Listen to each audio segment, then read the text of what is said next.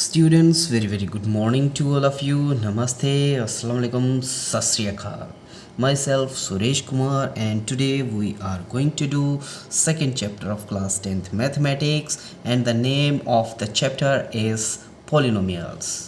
In this polynomials we will cover relationship between zeros of polynomials and coefficients and constant terms in polynomials. मतलब आज जिस topic को हम cover करने जा रहे हैं उसमें हम मेनली जिस टॉपिक को कवर करने जा रहे हैं वो है कि zeros of polynomials और उस polynomial के बीच में आने वाले coefficients और constant terms के बीच में क्या रिलेशनशिप होती है, इस चीज़ को हम कवर करने जा रहे हैं। तो चलिए शुरू करते हैं।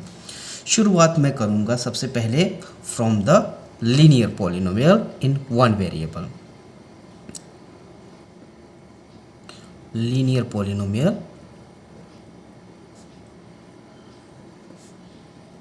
इन वन वेरिएबल के साथ में मैं शुरुआत करूँगा to find out relationship between zeros of polynomials and coefficients and constant terms in the polynomials। इनके बीच क्या रिलेशन है उसको हम पढ़ेंगे with example of linear polynomial। ठीक है, तो सबसे पहले बात कर लेते हैं लीनियर पॉलिनोमियल होता क्या है। आपको पता ही है linear polynomial in one variable किसको कहा जाता है। तो ऐसी एक्सप्रेशन, ऐसी अलजेब्राइक एक्सप्रेशन जिसमें एक ही तरह के वेरिएबल आते हैं, ठीक है, और उनमें भी जो वेरिएबल की हाईएस्ट पावर होती है वो 1 होती है। इस तरीके के पॉलिनोमियल क्या कहलाते हैं? Linear polynomial in one variable कहलाते हैं। अब देखते हैं इनके बीच में जो कांस्टेंट टर्म्स आती हैं या फिर कोएफिशिएंट्स जो आते हैं या फिर ज़ीरोज़ ऑफ पॉलिनोमियल्स जो आते हैं उनके बीच में क्या रिलेशनशिप होता है। लेकिन वहाँ पर जाने से पहले सबसे पहले मैं आपको बताना चाहूँगा general form of linear polynomial. तो लीनियर पॉलिनोमियल की जो जनरल फॉर्म हमें पता है या हमें एज एन एग्ज़ाम्पल जो हम याद रखते हैं वो है क्या? ax plus b।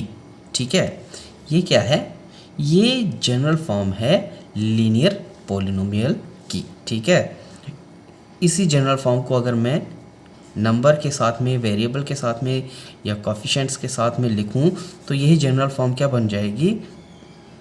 एग्जाम्पल के साथ में अगर लेना चाहूँ तो इसी जनरल फॉर्म को मैं एग्जाम्पल के साथ लेना चाहूँ तो क्या लिख सकता हूँ? 2x प्लस 4 हो सकता है, ठीक है, 3x प्लस 1 हो सकता है, 6x प्लस 2 हो सकता है।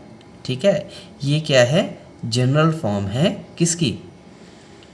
Linear polynomial in one variable की। ठीक है, तो ये कोएफिशिएंट और वेरिएबल और कांस्टेंट अलग अलग हो सकते हैं लेकिन जनरल फॉर्म यही है। इसमें इस जनरल फॉर्म के बीच में जो भी चीज़ हम देख रहे हैं उसको अगर मैं डिफ़ाइन करना चाहूँ तो ये वाला हिस्सा जो, ठीक है, इस पॉलिनोमियल के बीच में आ रहा है ये है क्या? वेरिएबल है। क्या है ये? वेरिएबल है। ठीक है, समझ लेना कि ये वेरिएबल है। इस वेरिएबल के साथ में जो भी नंबर आ रहा है जिसको हम जनरली ए की फॉर्म में यहाँ पर डिनोट कर रहे हैं, ये ए जहाँ पर और कुछ नहीं बल्कि कोएफिशिएंट ही है। क्या है ये? कोएफिशिएंट है। ठीक है, और इस वाले हिस्से के साथ में ये जो प्लस के बाद में हिस्सा लगा हुआ है जो b के साथ डिनोट हो रहा है, ये और कुछ नहीं बल्कि किसको डिनोट कर रहा है? ये कांस्टेंट टर्म को। ठीक है, कांस्टेंट टर्म को ये डिनोट कर रहा है, मतलब ये नंबर वाला पार्ट है। ठीक है, नंबर वाले पार्ट को मैं लीनियर पॉलिनोमियल के बीच में जनरली b के साथ डिनोट कर रहा हूँ और ये b क्या है? कांस्टेंट है। और a के साथ में भी एक नंबर वाला ही पार्ट है लेकिन ये वेरिएबल के साथ में लगा हुआ है तो ये कोएफिशिएंट है। ठीक है, तो जनरली लीनियर पॉलिनोमियल को मैं किस फॉर्म में लिखता हूँ? ax प्लस बी की फॉर्म में, जहाँ पर ए कॉफिशेंट, ठीक है, एक्स वेरिएबल है और बी जो है उसका कांस्टेंट टर्म आ रही है। अब इन सबको मैं रिलेशनशिप के साथ में समझाना चाहूँगा। अगर रिलेशनशिप के साथ में इसको समझाऊँ तो मुझे कुछ ना कुछ एग्जाम्पल सबसे पहले पकड़ना पड़ेगी, ठीक है। तो पहले मैं जनरल फॉर्म को ही एज एन एग्जाम्पल पकड़ लेता हूँ। देखो, हम यहाँ पर बात कर रहे हैं ज़ीरो पोलिनोमियल्स की, है ना, क्योंकि मैं रिलेशनशिप निकाल रहा हूँ zeros of polynomials, coefficients and constant terms, ठीक है, इनका रिलेशनशिप निकाल रहा हूँ। तो ज़ीरोज़ ऑफ पोलिनोमियल मुझे कब मिलेंगे? जब मैं पूरी की पूरी पोलिनोमियल को इक्वल टू ज़ीरो करूँगा। इसका मतलब यही जनरल फॉर्म जो है यहाँ पर ax प्लस बी जो है वो इक्वल टू ज़ीरो होगी, तब जाके मुझे ज़ीरोज़ ऑफ पोलिनोमियल हासिल होंगे, ठीक है। और ज़ीरोज़ ऑफ पोलिनोमियल होगा क्या? एक्स की वैल्यू ही होगी ज़ीरोज़ ऑफ पोलिनोमियल।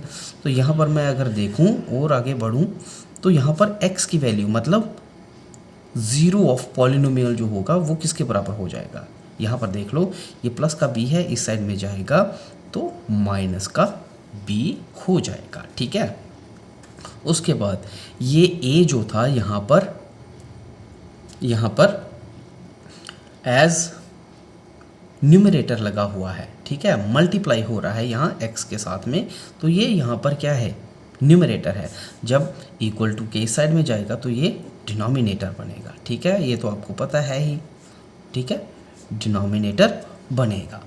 तो यहाँ पर हम एक चीज़ देख रहे हैं, generally in case of linear polynomial in one variable, जो भी ज़ीरो ऑफ पॉलिनोमियल आता है, जो भी ज़ीरो ऑफ पॉलिनोमियल मतलब x की जो भी वैल्यू आएगी on making the whole polynomial equal to zero, जो भी x की उस दौरान वैल्यू आएगी, ज़ीरो ऑफ पॉलिनोमियल जो भी आएगा, that is equal to minus B over A, minus B over A.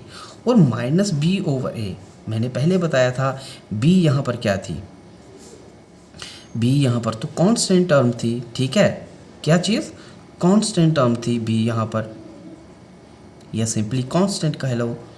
और डिनोमिनेटर की केस में क्या आया? a आ रहा है, और a क्या था यहाँ पर? कोफिशिएंट था, जो भी वेरिएबल के साथ में लगा हुआ नंबर है वही चीज़ तो a है, और वही चीज़ तो कोफिशिएंट होता है, तो कोफिशिएंट है।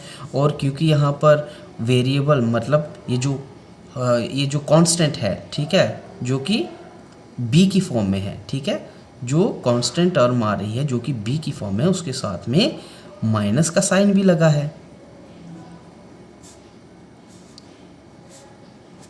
ठीक है। तो यहाँ पर आपको क्या रिलेशनशिप देखने को मिल रहा है? ज़ीरो ऑफ पॉलिनोमियल और कांस्टेंट टर्म और कोफिशिएंट के बीच में क्या रिलेशनशिप देखने को मिल रहा है in case of linear polynomial?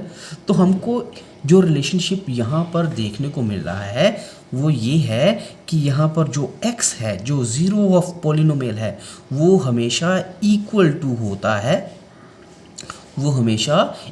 To होता है, minus of constant divided by coefficient of the variable x, ठीक है। जो भी कोफिशिएंट उस वेरिएबल x के साथ में लगा हुआ है उसके, और जो भी कांस्टेंट टर्म जो हमारे पास में उस पॉलिनोमियल के बीच में है उसके माइनस की रेशो के बराबर होता है। यहाँ पर देख लो, है ना, here you are seeing that x, zero of polynomial, is equal to minus of constant term divided by coefficient of variable x, ठीक है।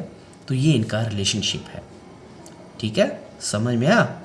क्या है ये इनका रिलेशनशिप?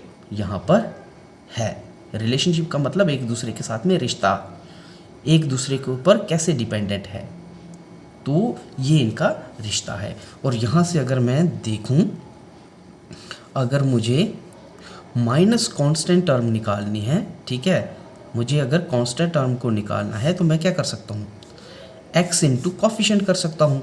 क्या कर सकता हूँ, x इंटू कॉफिशेंट करूँगा तो माइनस ऑफ कांस्टेंट टर्म के बराबर आएगा। किसके बराबर आएगा, माइनस ऑफ कांस्टेंट टर्म के बराबर आएगा।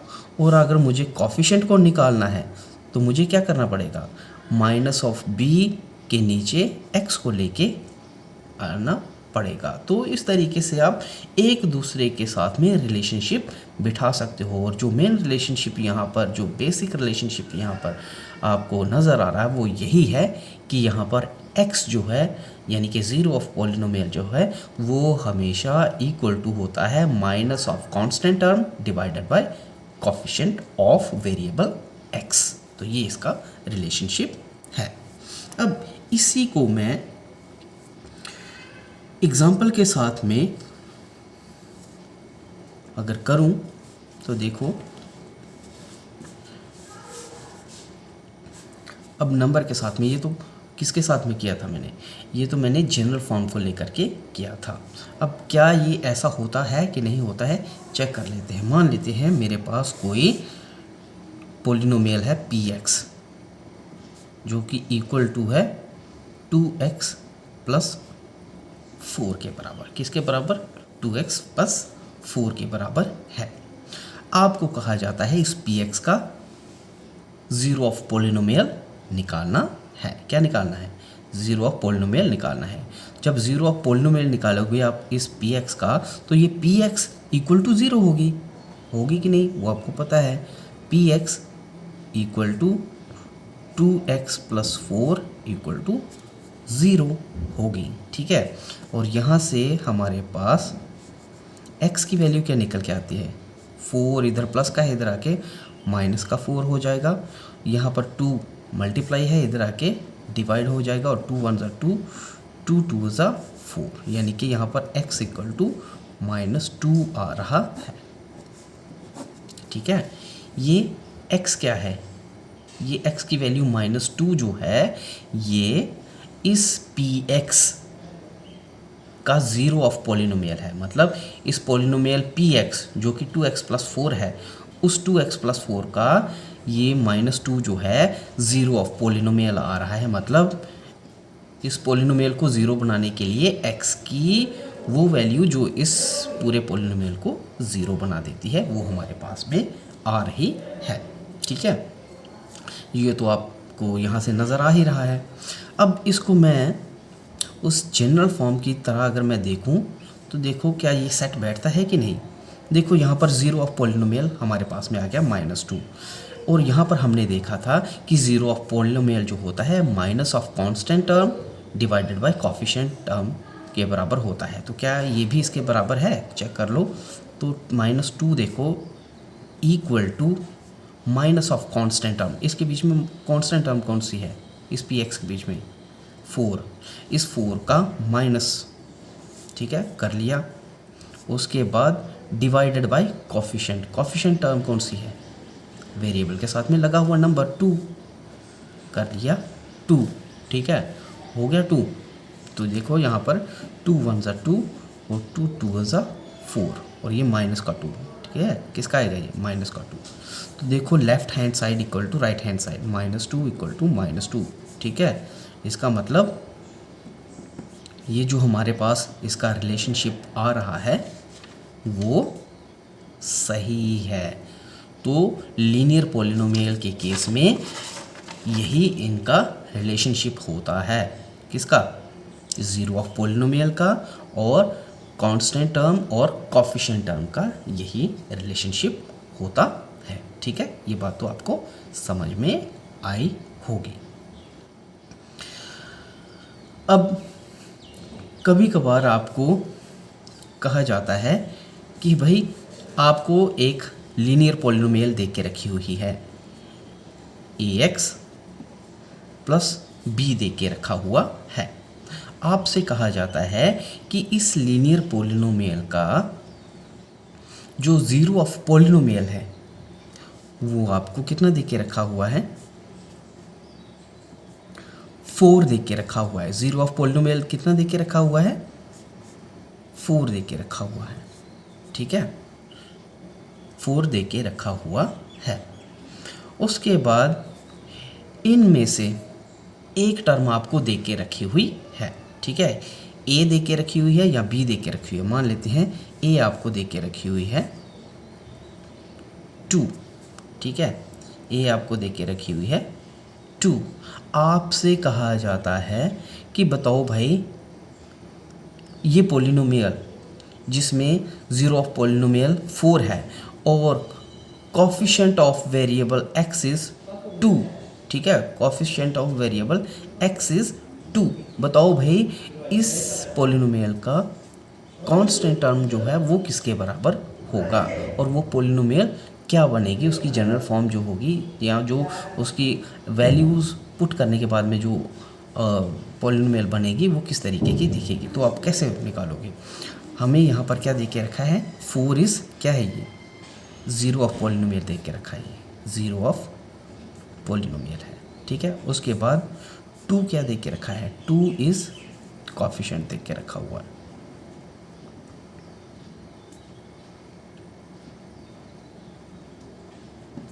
उसके बाद b क्या है वो आपको पता नहीं है, लेकिन आपको इतना तो पता है ना zero of polynomial is equal to minus of coefficient divided by, ठीक है, divided by zero of polynomial is equal to minus of constant divided by coefficient, ठीक है। ये आपको पता है, तो इतना आपको पता है zero of polynomial is equal to minus of constant term divided by coefficient of x, ठीक है। ये आपको पता है, तो आप इस इक्वेशन के बीच में इसको पुट करोगे और वैल्यू निकाल लोगे और आपके पास में क्या बन करके तैयार हो जाएगा। देख लो ज़ीरो ऑफ पोलिनोमियल कितना था 4, जो कि इक्वल टू होना चाहिए किसके बराबर minus constant term. Constant term नहीं पता है आपको, उसको वैसे ही रहने दो, माइनस ऑफ कांस्टेंट टर्म इसका पता नहीं है, लेकिन कोफिशिएंट जो आपको देख के रखा हो वो कितना देख के रखा हुआ है 2, ठीक है। आपने कर लिया पुट। उसके बाद यहाँ पर आप इक्वेशन को सॉल्व कर लो। ये 2 यहाँ पर डिनोमिनेटर है, इधर आएगा तो न्यूमरेटर बन जाएगा। ये क्या बन जाएगा 2 × 4 हो जाएगा और equal to minus of constant, equal to minus of constant term हो जाएगा। यहाँ पर क्या बन जाएगा ये 4 × 2 8, ठीक है। लेकिन हमें तो कांस्टेंट टर्म को निकालना है। कांस्टेंट टर्म तब निकलेगी जब इसका ये वाला माइनस ख़त्म होगा। इस माइनस को ख़त्म करने के लिए मुझे क्या करना पड़ेगा, इसको -1 के साथ में मल्टीप्लाई करना पड़ेगा। -1 × माइनस कांस्टेंट करना पड़ेगा, क्योंकि अगर मुझे -1 के साथ में मैंने इस साइड में मल्टीप्लाई किया है तो इस साइड में भी मुझे -1 के साथ में इसको मल्टीप्लाई करना पड़ेगा, तभी तो ये left hand side equal to right hand side के बराबर होगा, ठीक है। तो -1 × माइनस माइनस प्लस हो जाएगा, तो ये वाली टर्म तो कांस्टेंट टर्म जो होगी वो तो प्लस में तब्दील हो जाएगी। दूसरी साइड 8 - 1 ये माइनस का 8 हो जाएगा। क्या हो जाएगा -8। तो यहाँ पर कांस्टेंट जो टर्म निकल रही है वो -8 निकल रही है। अब आपसे पूछा गया था कि वो जो हमारे पास ax + b जो है वो जो पोलिनोमियल है उसकी जब वैल्यू पुट करेंगे तो वो एक्चुअल में कौन सी पोलिनोमियल बनेगी, क्या है, क्या किस तरीके की वो पोलिनोमियल दिखेगी। तो अब मैं वैल्यू को पुट करने के बाद में वो पोलिनोमियल तैयार कर रहा हूँ। पोलिनोमियल क्या थी ax + b थी। अब a की वैल्यू तो हमारे पास में है, क्या है a की वैल्यू, a क्या था हमारे पास, a was nothing but the coefficient, a was nothing but coefficient, ठीक है, कोफिशिएंट था ना। और कोफिशिएंट की वैल्यू कितनी थी हमारे पास 2, तो मैंने लिखा 2 × x, ठीक है, 2 × x, ठीक है, और प्लस b क्या थी कांस्टेंट टर्म, और कांस्टेंट टर्म की वैल्यू कितनी निकली हमारे पास माइनस का 8, ठीक है। और ये क्या बन जाएगा 2x प्लस माइनस माइनस, ये है वो पॉलिनोमियल। और अगर मैं ज़ीरो की भी इसमें वैल्यू भरूं, ठीक है, क्योंकि x की वैल्यू ही तो ज़ीरो ऑफ पॉलिनोमियल होगी, ठीक है। तो वो क्या थी 4 थी, तो 2 इंटू 4, ठीक है, पुट करने पे देखो आता है कि नहीं, 2 इंटू 4 माइनस 8, तो 2 इंटू 4 8, 8 माइनस 8 इक्वल टू 0, हो गया बराबर, हो गया कि नहीं, हाँ हो गया। तो इस तरीके से आपने रिलेशनशिप निकाला कोफिशिएंट, ठीक है, कांस्टेंट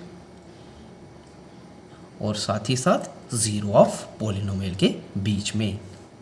और ये कौन सा पॉलिनोमियल था, ये था लीनियर पॉलिनोमियल, ठीक है। कौन सा पॉलिनोमियल था ये, लीनियर पॉलिनोमियल। अब हम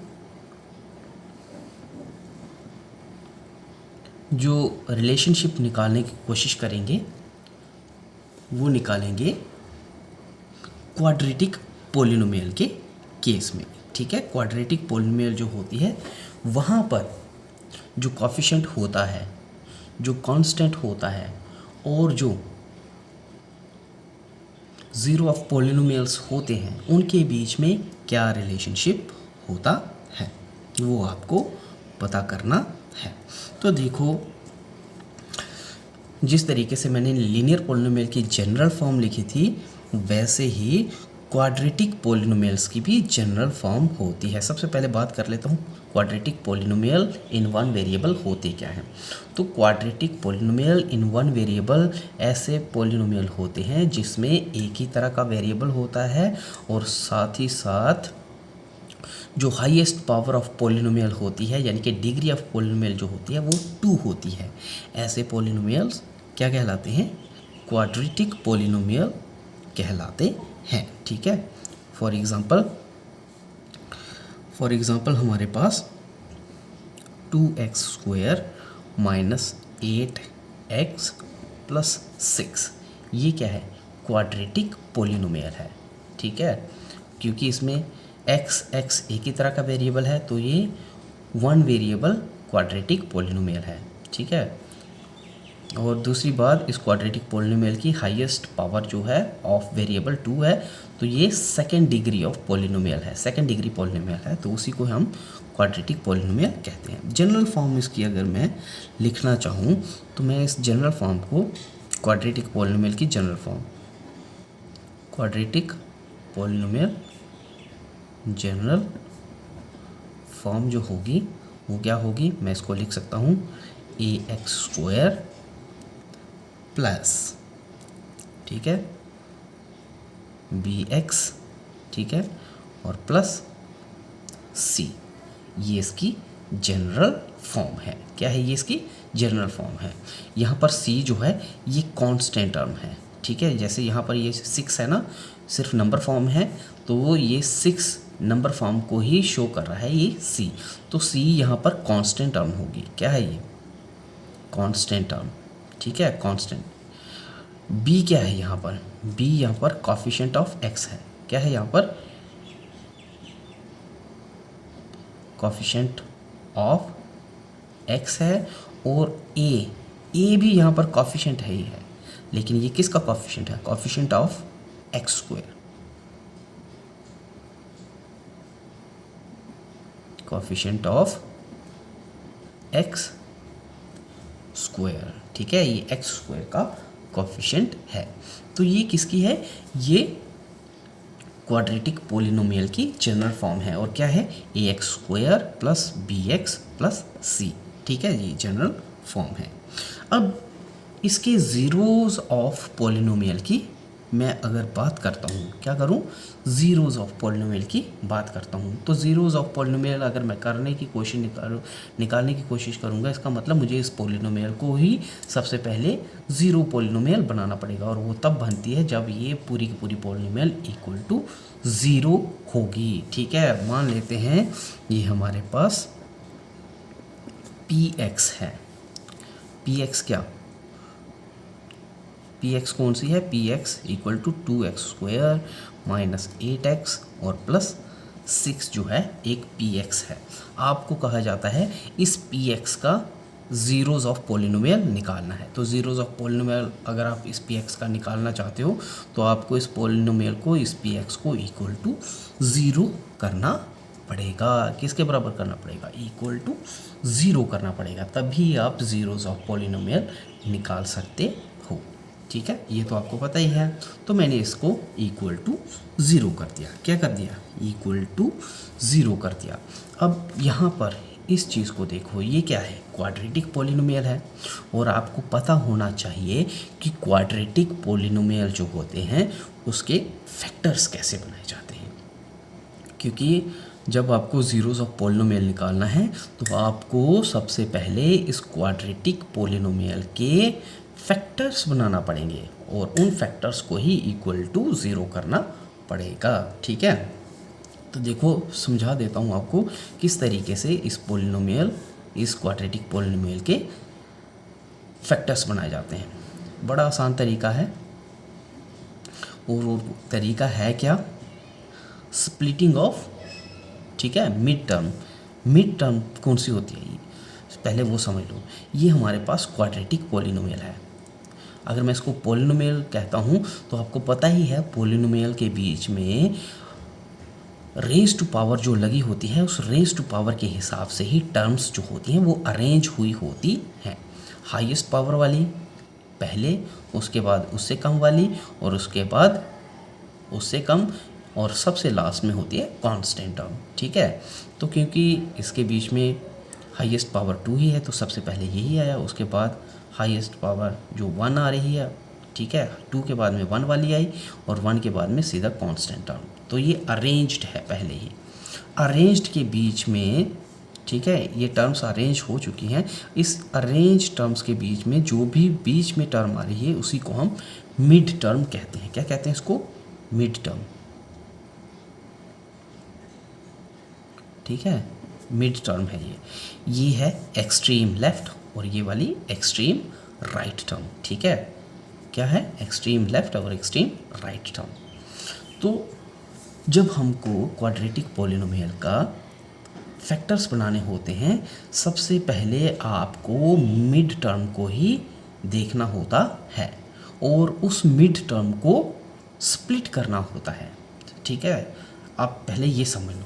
ठीक है, मतलब ये जो मिड टर्म आपको नज़र आ रही है ना, है क्या ये मिड टर्म?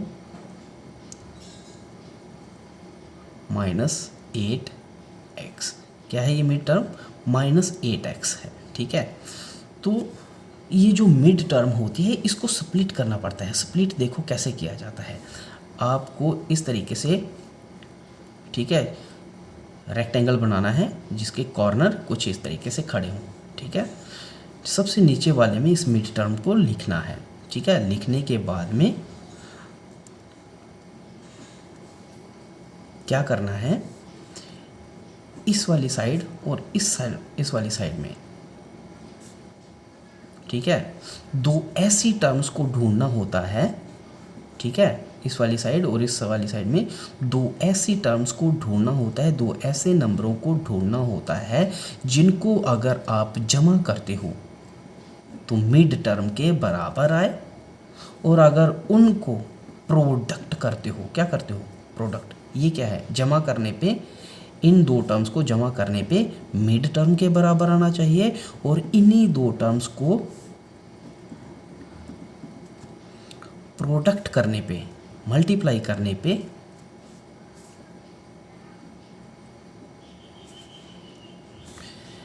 फर्स्ट वाली टर्म और सेकंड वाली टर्म की प्रोडक्ट के बराबर हो। 2x² × 6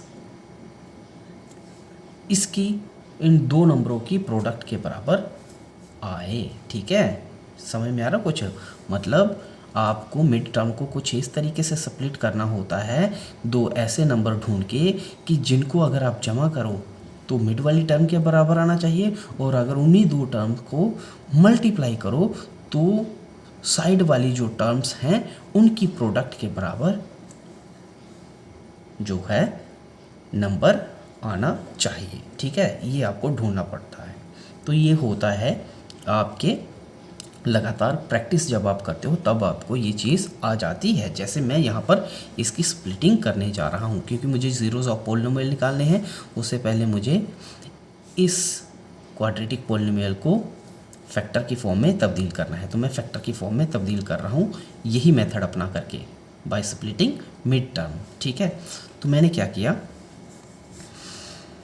आप जब इसको स्प्लिट करोगे आप इनके वेरिएबल की तरफ उस टाइम पे ध्यान कम दो, आप सिर्फ इनके नंबर वाले हिस्से के ऊपर ध्यान दो। ठीक है, मतलब आपको ये देखना है यहाँ पर वो नंबर ढूंढो सबसे पहले जिनको अगर आप जमा करोगे तो -8 के बराबर होना चाहिए, और अगर मल्टीप्लाई करते हो तो 2 और 6 की मल्टीप्लिकेशन के बराबर आए। ठीक है, वेरिएबल उनके साथ में आप बाद में भी लगा सकते हो, वो मैं समझाता हूँ आपको आगे जाके। देखो मैं यहाँ पर इसकी स्प्लिटिंग कर रहा हूँ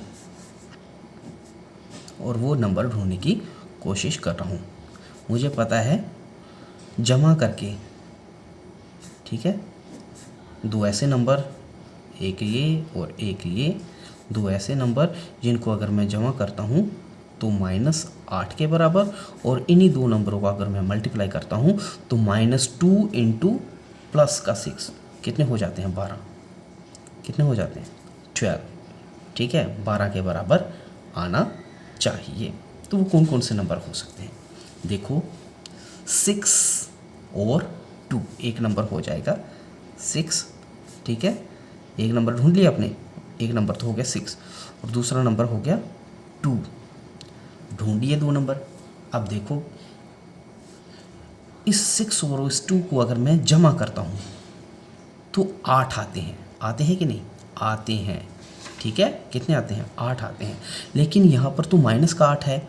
माइनस का 8 कब आएगा, जब ये 6 माइनस का होगा और ये 2 भी माइनस का होगा, तभी तो माइनस का 8 आएगा जमा करके। -6 जमा -2 माइनस का 8, तो दो नंबर हासिल हो गए, हो गए। अब देखो इन्हीं नंबरों को जब मैं मल्टीप्लाई करता हूँ, -6 इंटू -2 प्लस का 12, प्लस का 12, मतलब ये चीज़ तो आपकी सेट हो रही है, क्योंकि ये माइनस का 8x था, मिड वाली टर्म क्या थी, 8x थी। इसका मतलब ये जो माइनस का 6 है, ये माइनस का 6x है। एक्चुअल में क्या है, ये माइनस का 6x। इसीलिए तो मैंने बोला था कि सबसे पहले आपको नंबर को ध्यान देना है, वेरिएबल आप बाद में भी बराबर कर सकते हो। तो ये माइनस का 6x है, माइनस का 6x, और ये क्या है, माइनस का 2x है। ठीक है, तभी तो -6x plus -2x same variable वाले नंबर है ना, same variable with same power, तो ऐड हो जाते हैं। -6x जमा -2x इक्वल टू माइनस का 8x होता है। तो हो गए दो नंबर, आपने वो ढूंढ लिए, माइनस का 6x और दूसरा क्या है, माइनस का 2x। अब इन्हीं दो को अगर आप मल्टीप्लाई करते हो तो देखो -6 इंटू -2 प्लस के 12 और x इंटू x, x² हो जाते हैं, हो जाते हैं। 6 इंटू 2 12 और 12 इंटू x², 12x² हो जाता है, हो जाता है। यहाँ पर ही देख लो 6 इंटू 2 12 होता है, और वेरिएबल कौन सा है, x² वैसा का वैसा ही है इसके साथ, हो गया बराबर। तो दो नंबर आपने ढूंढ लिए, मिड वाली टर्म को आपने तोड़ लिया, और वो तोड़ने पे वो दो नंबर कौन से आए, माइनस का 6x और माइनस का 2x। यही तो स्प्लिट हुआ है, ये माइनस का 8x स्प्लिट हो करके, टूट करके -6x और -2x में बदल गया। तो इसी को आप कैसे लिख सकते हो, तोड़ने पे क्या लिख सकते हो उसको, 2x² वैसा का वैसा ही। मिड वाली टर्म को तोड़ा था, और मिड वाली टर्म जब टूटी थी तो क्या क्या निकला था, एक निकला था माइनस का 6x, यानी कि -8x को आप -6x -2x करके लिख सकते हो। -6x -2x माइनस का 8x हो जाएगा, बराबर हो गया। वैसा का वैसा ही, कोई फ़र्क नहीं पड़ा, लेकिन ये फैक्टर बनाने में मदद कर देता है। आगे क्या था, प्लस का 6 लिखा, प्लस का 6 और इक्वल टू 0 होगी, स्प्लिटिंग होगी, मिड टर्म को स्प्लिट कर दिया। अब इसमें से आपने कॉमन निकालने की कोशिश करनी है। अब देखो सबसे पहले मैं इन सभी को अगर देखूं, ये टर्म ये टर्म ये टर्म ये टर्म, 4 टर्म्स हैं। ये चारों की चारों टर्म्स, यहाँ पर 2 है, यहाँ पर 6 है, यहाँ पर 2 है, यहाँ पर 6 है। तो ये चारों की चारों टर्म 2 के साथ में डिवाइड हो सकती है। तो क्या मैं 2 को यहाँ पर कॉमन निकाल सकता हूँ? निकाल सकता हूँ। 2 को रखा कॉमन। इस 2 को किसके साथ मल्टीप्लाई करूँ ताकि ये 2x² हो जाए? तो 2 को x² के साथ में मल्टीप्लाई करूँगा तो 2x² हो जाएगा। पहली वाली टर्म के बराबर हो गया। आगे किसका निशान है? माइनस का निशान। ठीक है, लगाया माइनस का निशान। अब 2 को किसके साथ मल्टीप्लाई करूं ताकि ये माइनस का 6 हो जाए? ठीक है, तो 2 × 3 करता हूं तो 6 होता है, और क्योंकि ये माइनस का 3 है तो माइनस के 6 के बराबर हो गया। हो गया कि नहीं? हो गया। तो 6 के बराबर हो गया। 2 × -3 -6, और साथ में एक x लगाना पड़ेगा। लग गया? लग गया। आगे माइनस का निशान है। ठीक है, किसका निशान है? माइनस का। और बाहर क्या है? यहाँ पर हमने निकाल के रखा हो प्लस का। तो प्लस इंटू माइनस करोगे तभी तो माइनस का आएगा। तो इसलिए यहाँ पर माइनस का निशान है। ठीक है, माइनस का निशान। तो 2 × 1 करोगे, 2 × 1 2 आता है, और क्योंकि ये माइनस का 1 है, 2 × -1 माइनस का 2 हो गया बराबर। साथ में इसके x लगा है, लगा x लगा दिया। उसके बाद प्लस का निशान है, लगाया प्लस का निशान। तो 2 × +3 करूँगा, 2 × +3 करूँगा, किसके बराबर हो जाएगा? प्लस के 6 के बराबर हो जाएगा, = 2। ठीक है, यहाँ पर हमने इसको कर लिया। ठीक है, तोड़ लिया।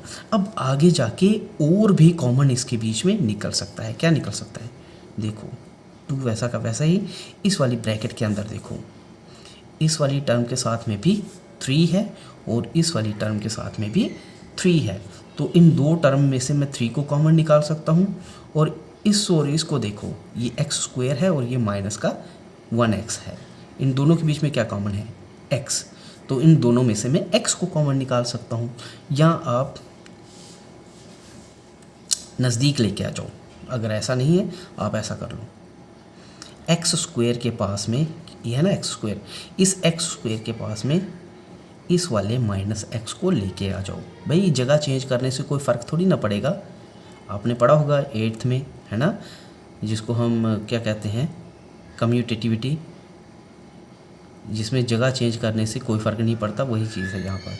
तो x² के पास में मैं लेके आ गया माइनस का 1x। 1x को मैं सिर्फ x भी लिख सकता हूँ ना? ठीक है, लिख सकता हूँ। उसके बाद ये माइनस का 3x है, इस माइनस के 3x के पास में प्लस का 3 लेके आ गया, जगह चेंज की है सिर्फ। ठीक है, कोई फ़र्क नहीं पड़ा। आगे जाके देखो अब कॉमन क्या निकल जाएगा। 2 रखा यहीं पे, और इसको देख लो, इन 2 टर्म्स को देखो, इसमें और इसके बीच में क्या कॉमन है? x। तो मैं यहाँ पर x को कॉमन ले सकता हूँ, और x को किसके साथ मल्टीप्लाई करूँ ताकि x² बने? एक x के साथ में। आगे माइनस का निशान, x को किसके साथ मल्टीप्लाई करूँ ताकि x ही आए? 1 के साथ में। x × 1 1x हो गया कॉमन, ठीक है, ये हो गया कॉमन। अब कोशिश ये करनी है कि जो भी अगली टर्म के बीच में आप कॉमन निकाल रहे हो, कॉमन कुछ इस तरीके से निकले कि जो इसमें कॉमन निकल रहा है वो यहाँ पर भी मैच होना चाहिए। देखो यहाँ पर भी x-1 आ रहा था ना, तो यहाँ पर भी कहीं ना कहीं x-1 आना चाहिए। अगर मुझे x-1 यहाँ पर करना है तो मुझे क्या करना पड़ेगा? यहाँ पर प्लस के 3 को बाहर निकालना पड़ेगा। किसके? प्लस के 3 को बाहर निकालना पड़ेगा। अगर मैं माइनस का 3 निकालता हूँ बाहर तो मेरे पास जो है x-1 नहीं बनेगा। ठीक है, x-1 नहीं हो सकता है, तब भी हो सकता है, x-1 तब भी हो सकता है। तो आप यहाँ पर किसको निकालोगे? यहाँ पर आप निकालो प्लस के 3 को निकाल, माइनस का बनाना है, तो मुझे यहाँ पर इसको माइनस का ही निकालना पड़ेगा। किसका निकालना पड़ेगा? यहाँ पर माइनस का 3 निकालना पड़ेगा। ठीक है, क्या निकालना पड़ेगा? माइनस के 3 को निकालना पड़ेगा बाहर। तो -3 इंटू एक्स जब आप करोगे तो -3 इंटू एक्स -3x बन जाएगा। ठीक है, आगे चलते हैं। आगे हमारे पास है यहाँ पर प्लस का 3, लेकिन यहाँ हमारे पास है बाहर ब्रैकेट के बाहर माइनस का 3। तो माइनस के 3 को किसके साथ मल्टीप्लाई करूँ ताकि ये प्लस का 3 बने? तो मुझे इसको माइनस के 1 के साथ में मल्टीप्लाई करना पड़ेगा, इक्वल टू 0। अब देखो दोनों के बीच में कॉमन आ गया। ठीक है, यहाँ से लेके यहाँ तक के हिस्से को देखें, x-1 इसके साथ में भी है, x-1 इसके साथ में भी है। तो क्या मैं इन दोनों में से x-1 कॉमन निकाल सकता हूँ? निकाल सकता हूँ। क्या बन जाएगा हमारे पास? 2 रहने दो इधर ही बाहर, और इधर जो भी कॉमन आ रहा है उसको लिखो पहले x-1 कॉमन निकाला, और यही x-1 सबसे पहले किसके साथ मल्टीप्लाई हो रहा है? x के साथ में। ठीक है, किसके साथ मल्टीप्लाई हो रहा है? ये सबसे पहले ये x के साथ में मल्टीप्लाई हो रहा है, और उसके बाद किसके साथ मल्टीप्लाई हो रहा है? -3 के साथ में मल्टीप्लाई हो रहा है। ठीक है, समझ में आया? बन गए, हो गया, और इक्वल टू 0 हो गई फैक्टर फॉर्म। ठीक है, क्या होगी? Factor form. अब देखो मुझे पता है ये पोलिनोमियल 0 है। क्या है ये? पोलिनोमियल 0 है। अब ये 0 पोलिनोमियल कब बनेगी बताओ मुझे? अरे भाई, अगर आप इस पोलिनोमियल को 0 बनाना चाहते हो तो यहाँ तो ये वाला 0 होगा। अगर मान लेते हैं ये वाली पूरी की पूरी टर्म 0 हो जाए, क्या हो जाए?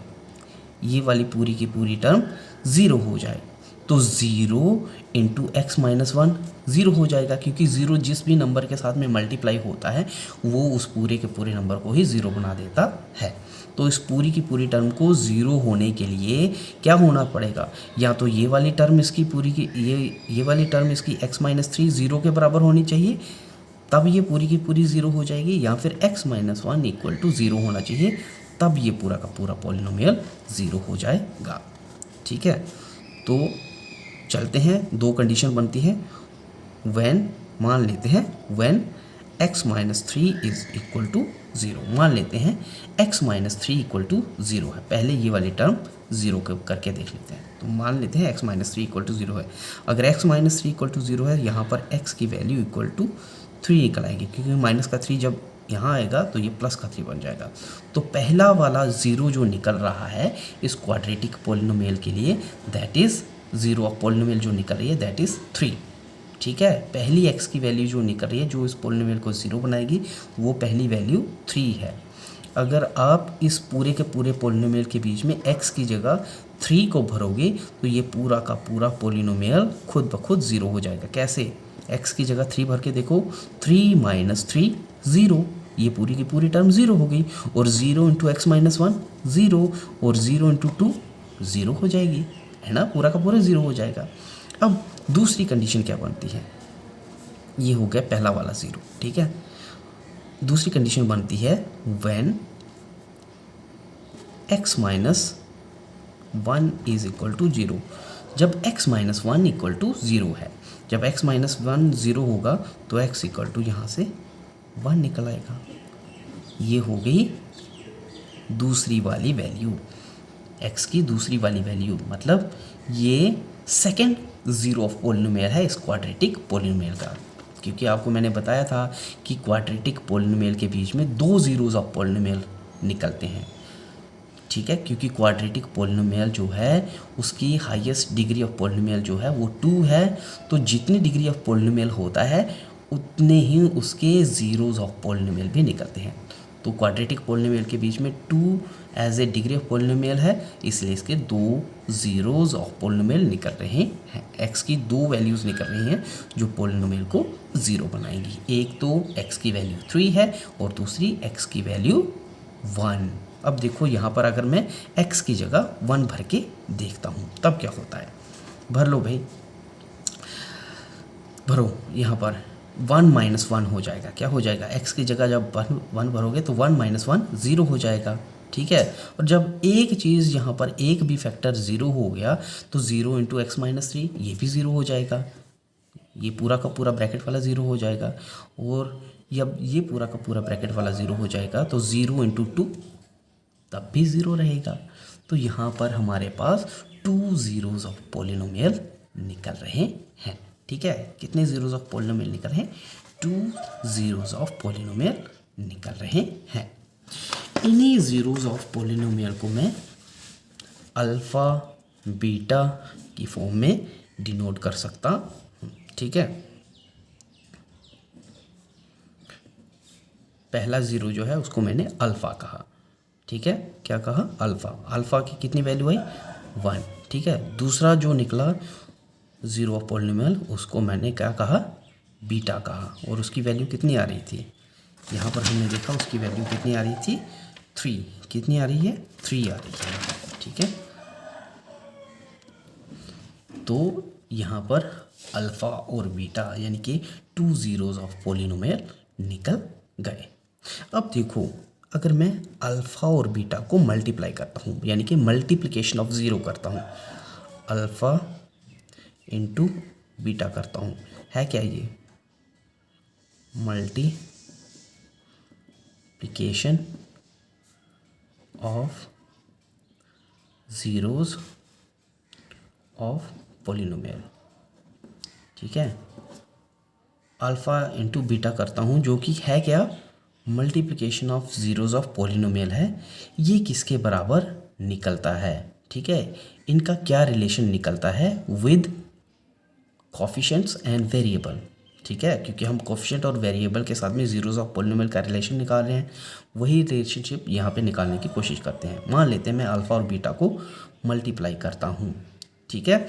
तो मल्टीप्लाई करने पे ये किसके बराबर आते हैं? देखो, अल्फ़ा क्या था हमारे पास? 1 और बीटा क्या था हमारे पास? 3। तो अल्फ़ा इंटू बीटा किसके बराबर आ रहा है? 4, ठीक है। अल्फ़ा इंटू बीटा किसके बराबर आ रहा है? 4 के बराबर आ रहा है। और हमारे पास, अब मैं देख लेता हूँ पोलिनोमियल क्या थी। पोलिनोमियल हमारे पास जो थी that was 2x² minus 8x plus 6। क्या था? 2x² माइनस 8x प्लस 6, ठीक है। क्या था? 2x² minus 8x plus 6। इसके बीच में अगर मैं देखूं तो ये क्या है? कांस्टेंट टर्म है जो कि है c। क्या है ये? कांस्टेंट टर्म है जो कि है c के बराबर। ये क्या है? -8x। -8 जो है ये इसमें क्या है? कॉफिशिएंट है। लेकिन किसका कॉफिशिएंट है? ये कॉफिशिएंट ऑफ x है, ठीक है। कॉफिशिएंट ऑफ x मतलब जो कम पावर वाला वेरिएबल है उसका ये कॉफिशिएंट है। और यहाँ पर इसको अगर मैं देखूँ, ये क्या है यहाँ पर? इसको मैंने क्या कहा था? b, ठीक है। ये क्या था? जनरल फॉर्म के साथ में अगर देखूँ तो ये b है, ये कांस्टेंट टर्म c है, ठीक है। और ये वाला हिस्सा जो कि वेरिएबल की हाईएस्ट पावर वाले वेरिएबल के साथ में लगा हुआ कॉफिशिएंट है, इस वाले वेरिएबल को मैंने क्या, इस वाले कॉफिशिएंट को मैंने a कहा था। क्या था? a कहा था, ठीक है। और ये क्या है? a क्या है? 2 जहाँ पर है क्या? ये भी कॉफिशिएंट ही है जिसको मैंने a कहा है, ठीक है। और ये कौन सा कॉफिशिएंट है? Coefficient of variable x²। ये भी कॉफिशिएंट ही है। ये -8x जो है, ये b जो है, ये भी कॉफिशिएंट ही है, ठीक है। लेकिन ये किसका कॉफिशिएंट है? x वाले का कॉफिशिएंट है, कम पावर वाले का कॉफिशिएंट है। और ये जो a है ये भी कॉफिशिएंट ही है, लेकिन किसका कॉफिशिएंट है? हाईएस्ट पावर वाले वेरिएबल का कॉफिशिएंट है। अब देखो यहाँ पर, अगर आप देखो, मैंने यहाँ पर अल्फ़ा इंटू बीटा किया था। Alpha 1 into beta 3, alpha into beta किया था जो कि 2 ज़ीरोज़ ऑफ पॉलिनोमियल है। तो 3 इंटू 1 इक्वल टू 4। यही 4 अगर मैं इसमें से देखूँ तो किसके बराबर आ रहा है? ये देख लो, बताओ भाई किसके बराबर आ रहा है? ये पूरी की पूरी टर्म क्या है? b, ठीक है। यानी कि -8 क्या है? b टर्म है। क्या है ये? b टर्म है। इस b टर्म को डिवाइड मैं अगर 2 के साथ में करता हूँ, वो 2 क्या है? a टर्म है, ठीक है। लेकिन यहाँ पर ये प्लस का 4 है, तो मुझे क्या करना पड़ेगा? माइनस का भी, तभी तो ये माइनस इंटू माइनस प्लस हो जाएगा। तो यहाँ पर माइनस इंटू माइनस प्लस का 8 हो जाएगा, प्लस का 8 डिवाइडेड बाई 2 इक्वल टू 8/2, 2 1 2, 2 4 8 आया 4। इसका मतलब ये हो गया कि यहाँ पर जो product of zeros of polynomial होता है, क्या रिलेशनशिप निकल के आया यहाँ पर? यहाँ पर जो रिलेशनशिप निकल के आ रहा है that is product of zeros of polynomial of x, ठीक है। पॉलिनोमियल ऑफ एक्स जो है, जिसको हम पी एक्स भी कह सकते हैं, ठीक है, उस पी एक्स के ज़ीरोज़ ऑफ पॉलिनोमियल का अगर मैं प्रोडक्ट निकालता हूँ that is always equal to minus of B over A, minus of B over A. यहाँ पर बी जो है that is coefficient of, B क्या है यहाँ पर? कॉफिशेंट ऑफ एक्स, और ए क्या है यहाँ पर? Coefficient of x square.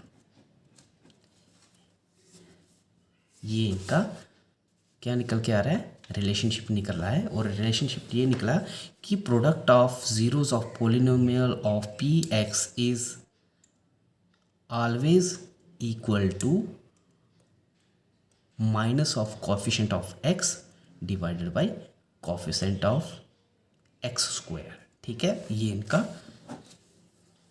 Relationship निकल के आ रहा है। अब यहाँ से अब मैं बात करता हूँ अल्फ़ा प्लस बीटा की। पहले हमने क्या करके देखा? ज़ीरोज़ ऑफ पॉलिनोमियल की प्रोडक्ट करके देखी।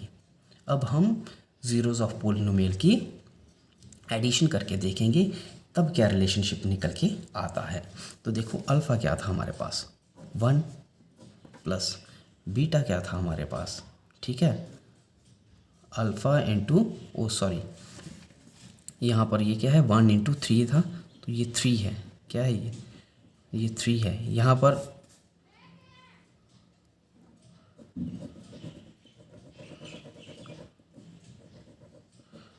ये मल्टीप्लिकेशन ऑफ ज़ीरोज़ नहीं बोलेंगे इसको, आप इसको पढ़ोगे एडिशन ऑफ ज़ीरोज़। क्या पढ़ोगे? एडिशन ऑफ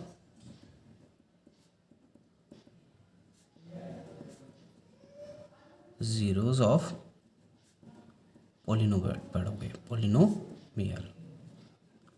क्या है ये? Addition of zeros of polynomial है, ठीक है। क्या पढ़ोगे इसको? Addition of zeros of polynomial, ठीक है, वो करोगे। तो addition of zeros of polynomial जब भी करोगे तो addition of polynomial of zeros जो होगा that is always equal to minus of coefficient of x divided by coefficient of x square, ठीक है। ये इसका रिलेशनशिप निकलता है, ठीक है। तो इसको आप करेक्ट कर लेना फिर से कि यहाँ पर ये जो हमने पहले किया है that is addition of zeros of polynomial. अब हम करेंगे product of zeros of polynomial, product of zeros of polynomial करेंगे, ठीक है। Product of zeros of polynomial करेंगे। तो product of zeros of polynomial जब हम करेंगे,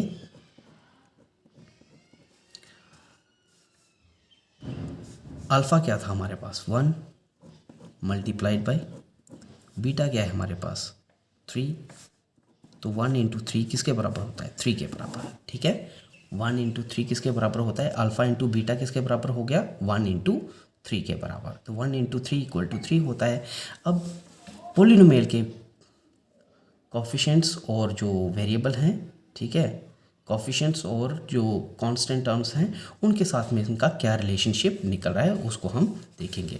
अब देखो 1 इंटू 3, ये जो प्रोडक्ट ऑफ पॉलिनोमियल है वो इक्वल टू 3 के बराबर आ रहा है। अब ये 3 यहाँ पर किसके बराबर आ जाएगा, देखो यहाँ पर इस पॉलिनोमियल को देखो, 3 कब निकलेगा, जब मैं इस कांस्टेंट टर्म को यानी कि c वाली टर्म को डिवाइड करता हूँ, किसको, इस c वाली टर्म को डिवाइड करता हूँ कोफिशिएंट ऑफ एक्स स्क्वायर के साथ में, यानी कि a के साथ में डिवाइड करता हूँ, तब मेरे पास यही वैल्यू निकल के तैयार हो जाती है, प्रोडक्ट ऑफ पॉलिनोमियल की वैल्यू निकल करके तैयार हो जाती है। ठीक है, क्योंकि c हमारे पास देखो इस पॉलिनोमियल के बीच में क्या आ रहा है, c कितना है, c है हमारे पास कांस्टेंट टर्म जो कि है 6। ठीक है, क्या है, 6 है। उसके बाद a क्या है हमारे पास, a है हमारे पास कोफिशिएंट ऑफ एक्स स्क्वायर जो कि है 2, लिखा 2। ठीक है, 2 1 ज़ा 2 और 2 3 ज़ा 6, आ गया 3। यही वैल्यू निकल रही है, सेम वैल्यू निकली। इसका मतलब product of polynomial of x जो होता है in case of quadratic polynomial, that is always equal to the ratio of constant term and coefficient of x square. ठीक है, कोफिशिएंट ऑफ एक्स स्क्वायर, ये यहाँ पर इनका रिलेशनशिप निकल के आता है। तो यहाँ पर जो ऊपर हमने पढ़ा है, इन दोनों को अगर मैं कंबाइन करके लिखना चाहूँ तो यहाँ पर हम देख रहे हैं sum of zeros of polynomials, किसके केस में, क्वाड्रेटिक पॉलिनोमियल के केस में जो हमारे पास आ रहा है sum of zeros of polynomial alpha plus beta जो आ रहा है, that is equal to minus B over A. और यहाँ पर b क्या है, b इज़ वेयर, b क्या है यहाँ पर b जो है हमारे पास coefficient of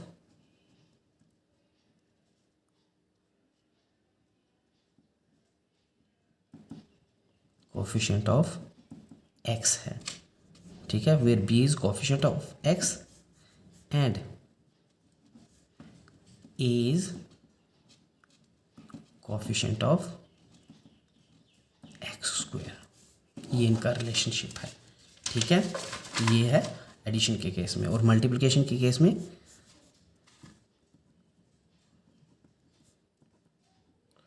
multiplication of zero जो निकल रहा है हमारे क्वाड्रेटिक पॉलिनोमियल के केस में, यानी कि अल्फ़ा इंटू बीटा जो निकल रहा है, that is equal to C over A, मतलब constant divided by coefficient of x square, ये इनका रिलेशनशिप है। ठीक है, ये क्या है, इनका रिलेशनशिप निकल रहा है। ठीक है, ये चीज़ें आपको पता होनी चाहिए। तो प्यारे बच्चों, आज के लिए इतना ही। कल हम फिर हाज़िर हो जाएंगे अगले कुछ टॉपिक्स के साथ में। तब तक के लिए शुक्रिया, थैंक यू, शब ख़ैर।